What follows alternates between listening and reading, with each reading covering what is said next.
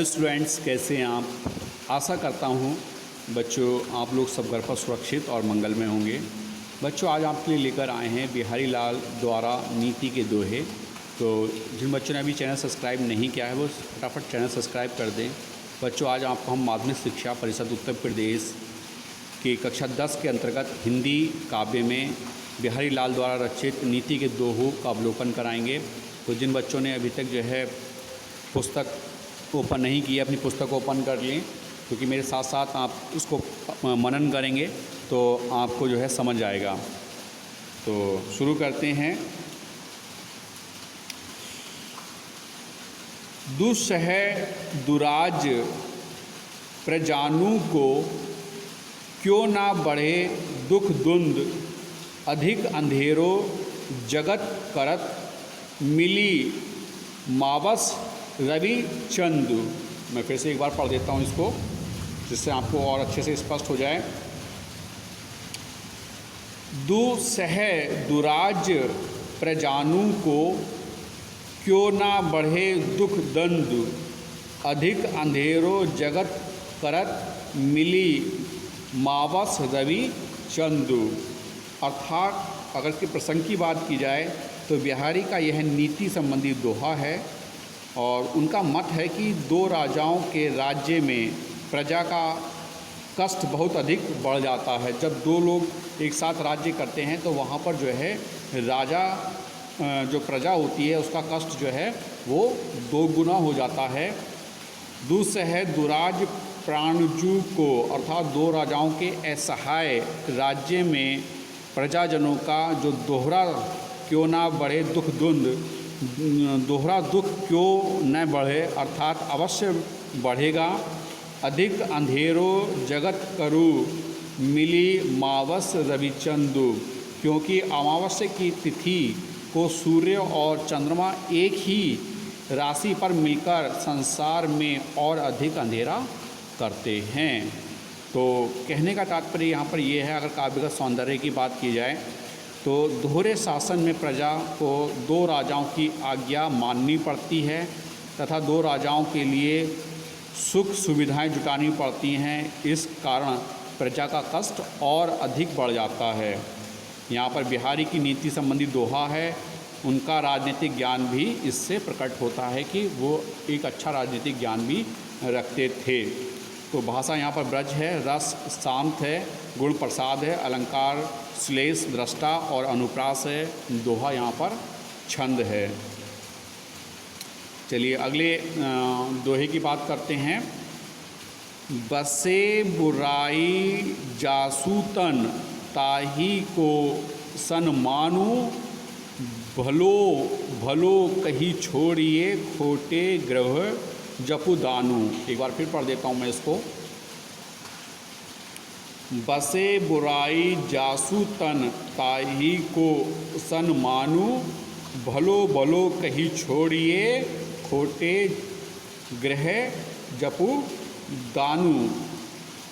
यहाँ पर अगर प्रसंग की बात की जाए तो इस दोहे में जो दुष्ट व्यक्ति की स्थिति का चित्रण हुआ है, जो दुष्ट व्यक्ति होते हैं, जो दुष्ट प्रवृत्ति के व्यक्ति होते हैं, उनकी जो स्थिति है उसका चित्रण इस दोहे में किया गया है। जैसे कि बसे बुराई जासू तन, कवि की उक्ति है कि जिस शरीर में बुराई बसती है, ताही को सन मानू, उसी का संसार में सम्मान होता है। भले भले कही छोड़िए अर्थात भला ग्रह तो भला कहकर छोड़ दिया जाता है। खोटे ग्रह जपु दानु, और खोटे ग्रह के आने पर जब दान किए जाते हैं अर्थात जो बुराई है उससे दूर रहने के लिए जो है विभिन्न प्रकार के आडंबर, विभिन्न प्रकार के दान जप आदि किए जाते हैं, परंतु जो अच्छे लोग होते हैं उनको तो अच्छा कहकर छोड़ दिया जाता है। तो अगर इसकी काव्यगत सौंदर्य की बात करते हैं तो इस दोहे के माध्यम से संसार में वास्तविकता का उद्घाटन किया गया है कि वास्तविकता क्या है संसार में। यहाँ पर जो भाषा है वो ब्रज है गुण प्रसाद है, अलंकार यहाँ पर दृष्टांत और अनुप्रास है, छंद यहाँ पर दोहा है। चलिए बच्चों अगले दोहे की बात करते हैं।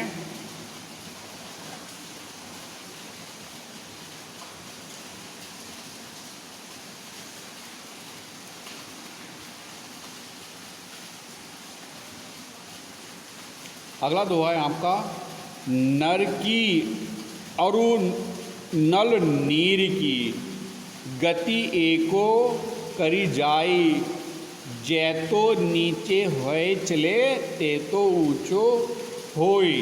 मैं एक बार फिर पढ़ देता हूँ।